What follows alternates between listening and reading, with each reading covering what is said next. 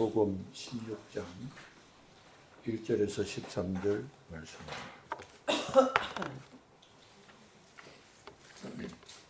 또한 제자들에게 이르시되 어떤 부자에게 청지기가 있는데 그가 주인의 소유를 낭비한다는 말이 그 주인에게 들린지라. 주인이 그를 불러 이르되 내가 너게 대하여 들은 이 말이 어찌 됨이냐. 너가 보던 일을 세마라. 청지기 직무를 계속하지 못하리라 하니 청지가 설국으로 이르되 주인이 내 직분을 빼앗으니 내가 무엇을 할까. 땅을 파자니 힘이 없고 빌어먹자니 부끄럽구나. 내가 할 일이 알았도다. 이렇게 하면 직분을 빼앗긴 후에 사람이 나를 자기 집으로 영접하리라 하고 주인에게 빚진 자를 일일이 불러다가 먼저 온 자에게 이르되 너가 내 주인에게 얼마나 빚졌느냐. 말하되 기름 100마리나이다. 이르되 여기 내 정서를 가지고 빨리 앉아 50이라 쓰라 하고 또 다른 이에게 이르되 너는 얼마나 빚졌느냐. 이르되 밀 100석이나이다. 이르되 여기 내 정서를 가지고 80이라 쓰라 하였는지라. 주인의 옳지 않은 청지기가 이를 지혜 있게 하였으므로 칭찬하였으니 이 세대의 아들들이 자기 시대에 있어서는 빛의 아들들보다 더 지혜로우니라. 내가 네게 말하노니 불의한 재물로 친구를 사기라. 그리하면 그 재물이 없어질 때에 그들이 너희를 영주할 처소로 영접하리라. 지극히 작은 것에 충성된 자는 큰 것에도 충성되고 지극히 작은 일에 불의한 자는 큰 것에도 불의하니라. 너희가 만일 불의한 재물에도 충성하지 아니하면 누가 참된 것으로 너희에게 맡기겠느냐. 너희가 만일 남의 것에 충성하지 아니하면 누가 너희 것을 너희에게 주겠느냐. 집주인이 집안의 두 주인을 섬길 수 없나니 혹 이를 미워하고 저를 사랑하거나 혹 이를 중히 여기고 저를 경히 여길 것임이니라. 너희는 하나님과 재물을 겸하여 섬길 수 없느니라. 아멘. 오늘 본문은 예수님께서 재물, 청지기, 영원, 결산이라는 네 가지 주요 내용을 매우 현실적 문제로 깨닫도록 비유로 말씀하신 것입니다.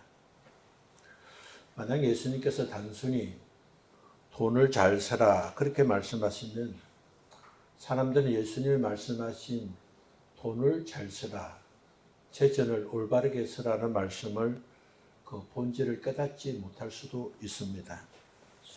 그래서 예수님 비유를 통해서 말씀하심으로 하나님 예수님께서 말씀하신 그 본연의 말씀을 깨닫도록 비유로 말씀하셨습니다. 우리가 그냥 말씀보다 비유로 말씀하면 유익된 것이 많은데 그 중에서 우리가 두 가지로 요약한다면 첫 번째는 비유는 진리를 더 선명하게 드러낼 수 있습니다. 누가복음 15장의 경우를 보면 그 비유 속에 두 아들이 등장하게 되는데 정말 집을 떠난 아들은 누구인가? 우리를 비유를 통해서 한번 생각해 볼 수 있습니다.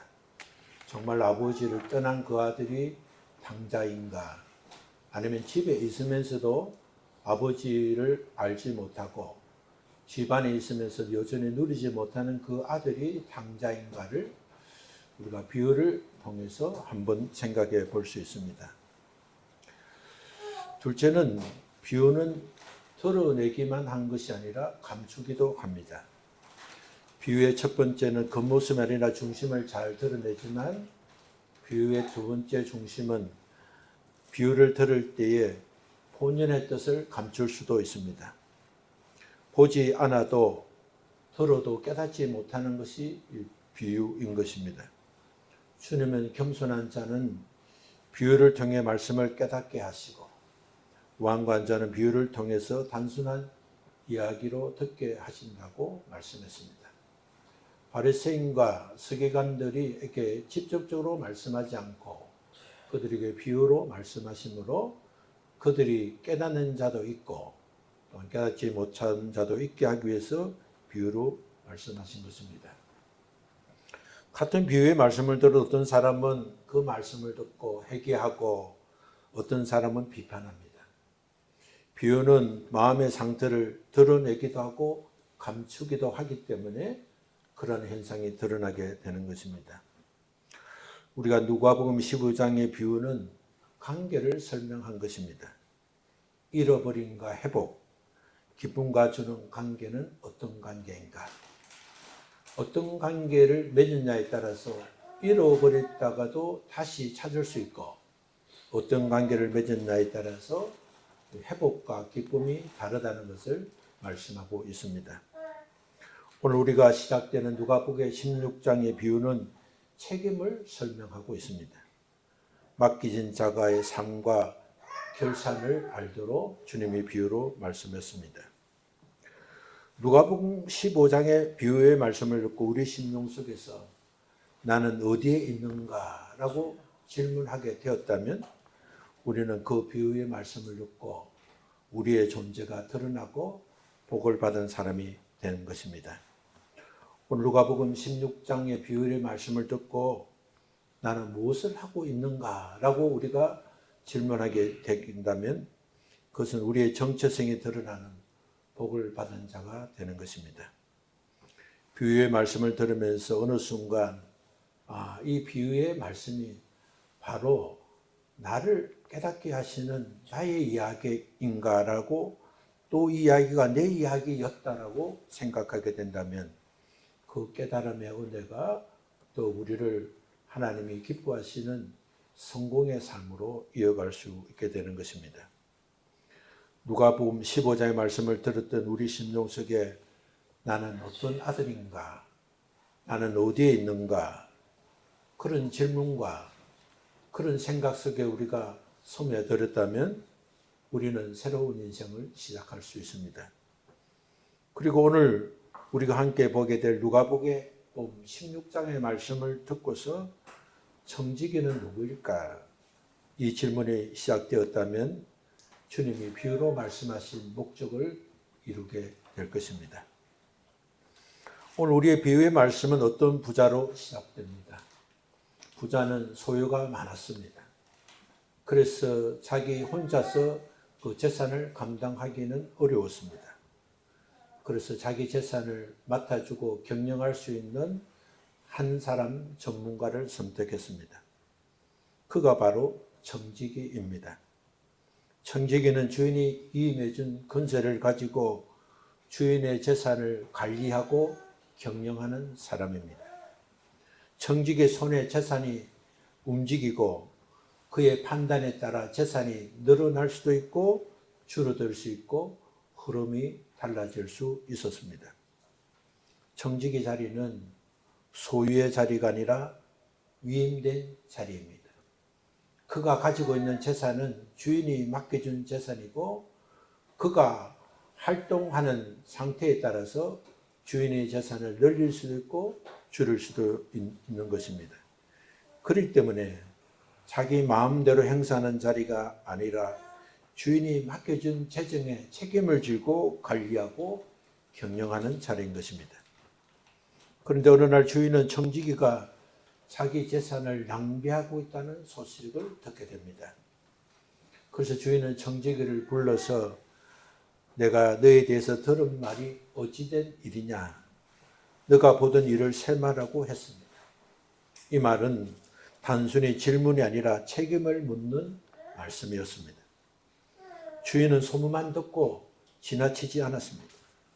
맡긴 것에 대해서 분명한 결산을 요구했습니다. 청지기에 위임했던 재정과 권한에 대해서 정확히 보고하라고 한 것입니다.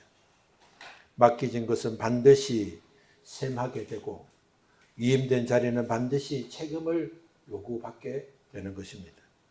청지기는 주인이 아닙니다. 맡은 자였고 그러므로 결산의 대상자였습니다. 주인이 청지기의 셈말하는 말을 듣는 순간 청지기는 자신의 정체성을 깨닫게 되었습니다. 그는 주인이 아니었습니다. 맡은 자에 불과했습니다. 그러나 그는 맡겨진 것을 주인의 뜻에 따라 사용하지 않았습니다.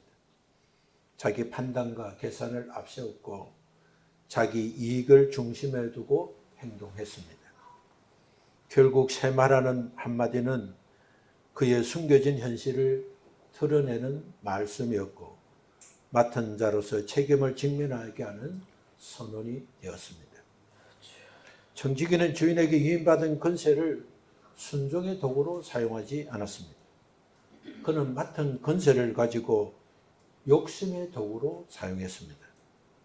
그래서 그에게 닥친 위기는 단순한 재정 적자의 위기가 아니라 그것은 정체성의 위기였습니다. 자신의 상태, 자신의 존재 목적, 자신의 위치를 잃어버린 위기였습니다. 자신이 누군가인지 잊어버린 데는서 시작된 위기였습니다. 맡은 자가 주인처럼 행동하는 순간 이미 무너짐은 시작되는 것입니다. 마지막 통고를 받은 청지기는 억울하다고 항변하지 않았습니다. 청지기는 속으로 이렇게 생각했습니다. 이제 나는 직분을 잃게 되었다. 주인의 집에서 더 이상 살 자리가 없게 되었다.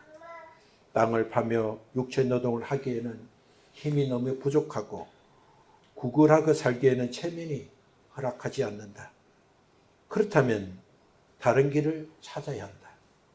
해고된 후에도 나를 맞이해줄 사람이 필요하다.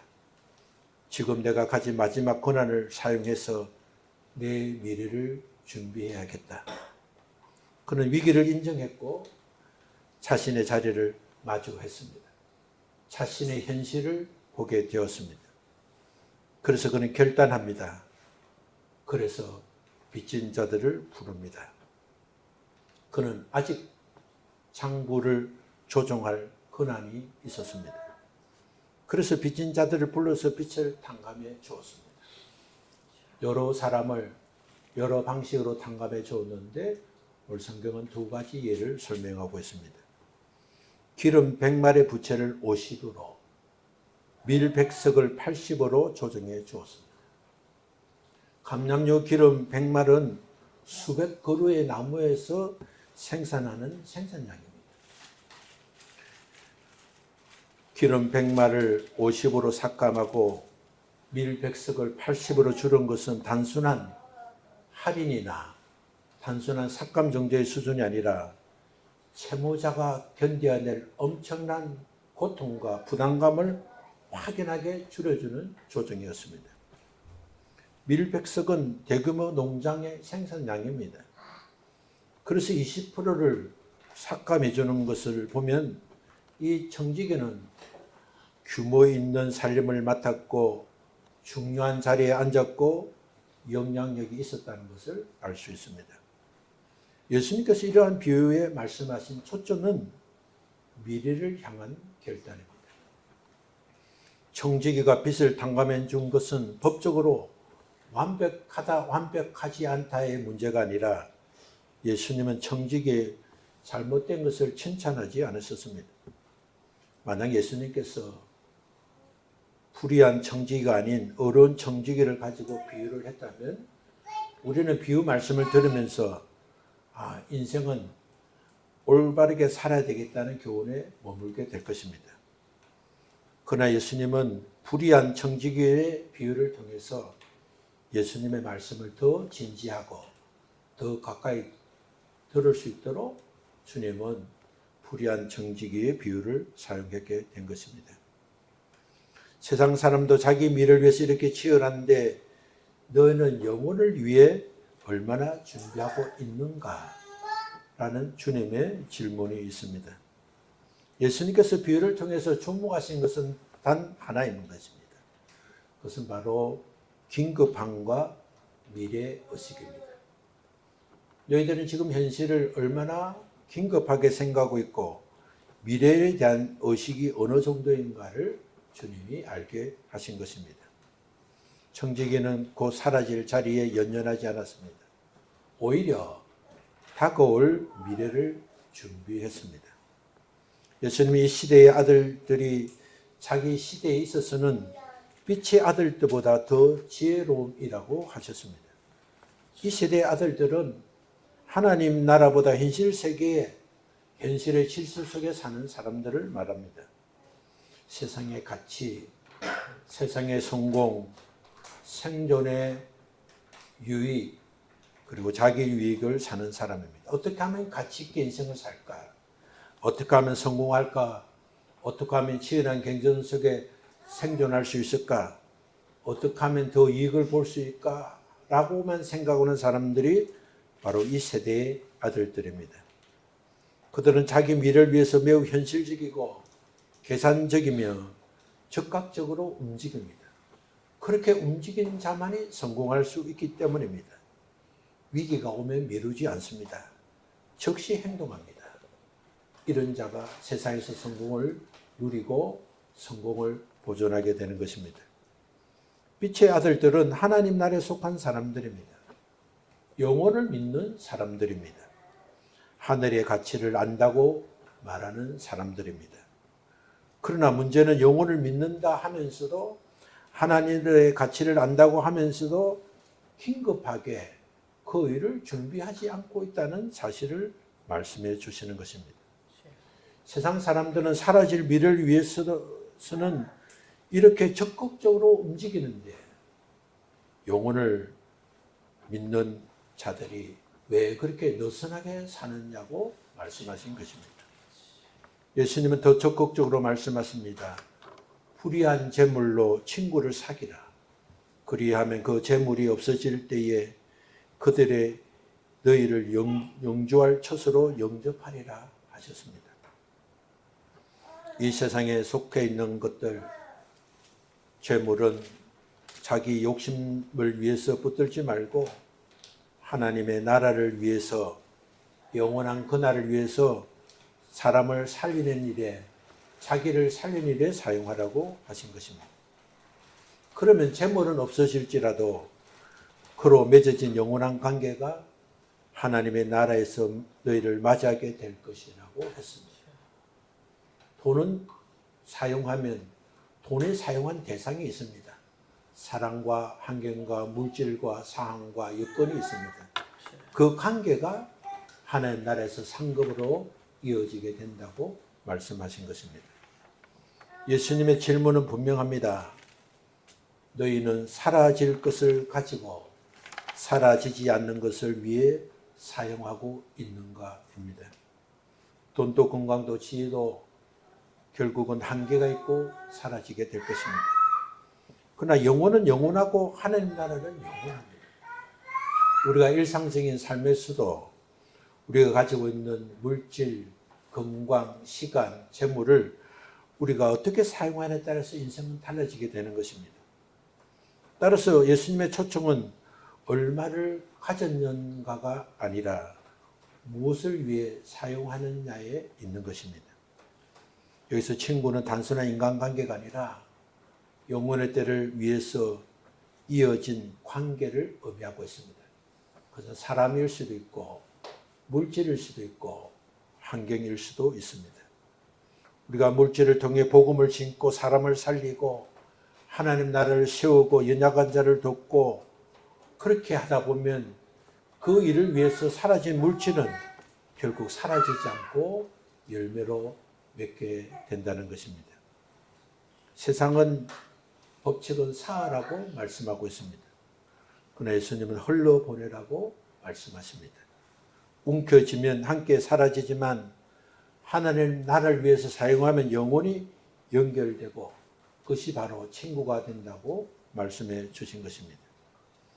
불의한 재물은 영원하지 않는 존재이지만 그러나 그것을 사용하는 태도에 따라서 영혼이 될 수 있고 소멸이 될 수 있다고 말씀해 주신 것입니다. 우리에게 주어진 재물은 도구입니다. 물질은 주인이 아닙니다. 재물은 사라집니다. 그러나 재물로 살린 나와 나를 통해서 드러난 도와주고 다리가 되어준 그 영혼은 영원하게 되는 것입니다. 살다 보면 가난해도 베푸는 사람이 있는가 하면 여유가 있는데도 베풀지 않는 사람이 있습니다.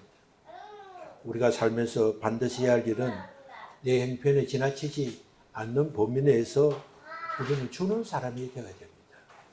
작은 것이라도 사주고 선물도 주고 도와주고 우리가 가진 재물과 시간과 환경을 은사와 재능을 써야 됩니다.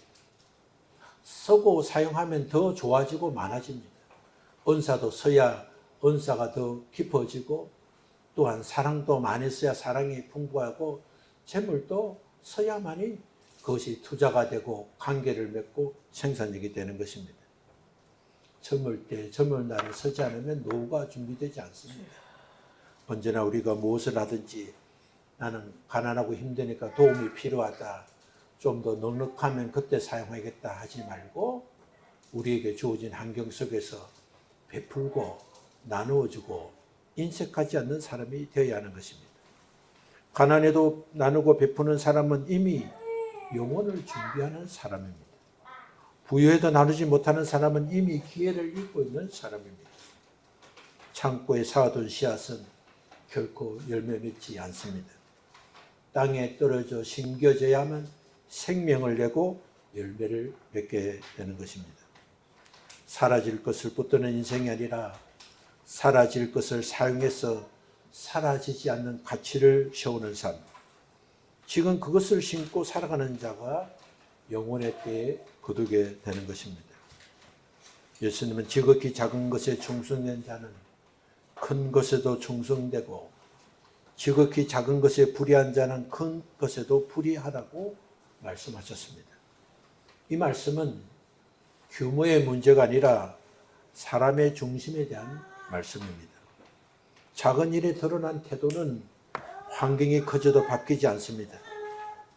지금 보이지 않는 자리에서 선택이 앞으로 어떤 사람이 될 것인가, 더 큰 사람이 될 것인가, 더 작은 사람이 될 것이라는 인가의 모습을 이미 보여준 말씀이십니다. 하나님은 크기를 보시기보다 작은 일에 담긴 충성과 정직을 보십니다.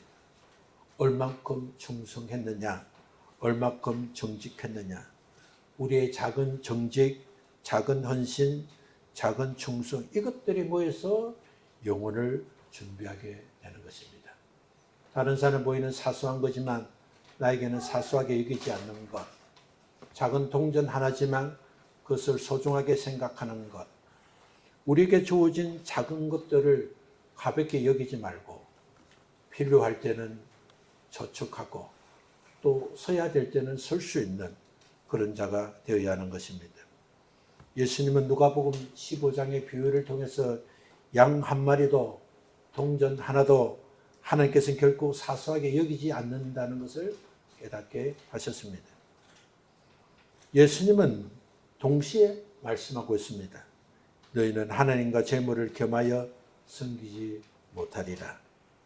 지금 맡긴 일에 충성하지 않으면 참되고 영원한 것을 맡길 수 없고 결국 인생은 하나님과 재물 중 하나를 누구를 주인으로 선택하느냐에 따라서 방향이 결정된다는 사실을 말씀해 주고 있습니다.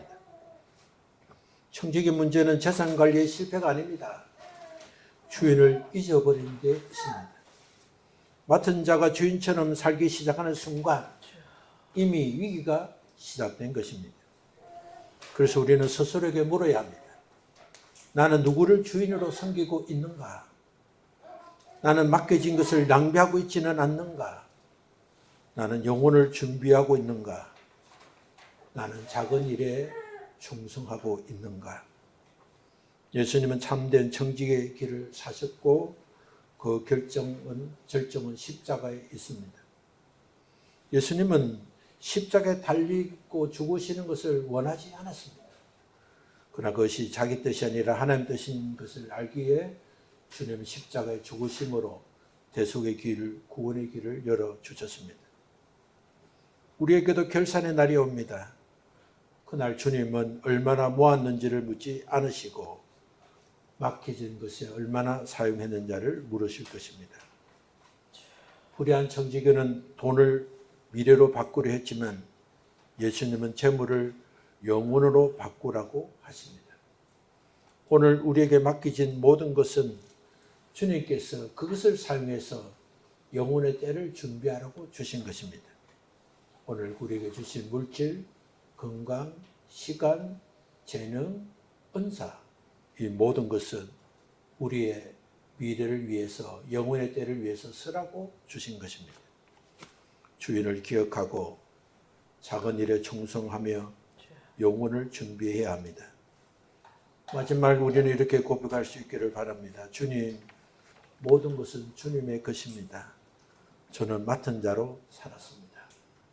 우리가 그렇게 고백할 수 있도록 우리의 일상에서 내 소유가 내 것이 아니라 주님이 맡겨주신 것을 알고 내게 주신 것을 가지고 작은 일에부터 나누고 베풀고 또 그것을 통해서 하나님 뜻을 이루는 데 쓰임받아서 영원한 나라의 영원한 상급을 누릴 뿐만 아니라 이 땅에 살면서도 많은 자들에게 칭찬과 또 감사와 또 기쁨을 전거하는 하나님의 선한 도구가 되시기를 예수님 이름으로 축원합니다.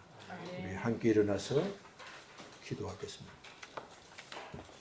하나님, 우리에게 맡겨진 것은 단순히 우리를 위해서 사용하라고 하신 것이 아니라 오늘 이 시대뿐만 아니라 다음 세대, 또 우리가 맞이할 영원한 세대를 준비하라고 주님이 맡겨주신 것을 깨닫게 하시니 감사합니다.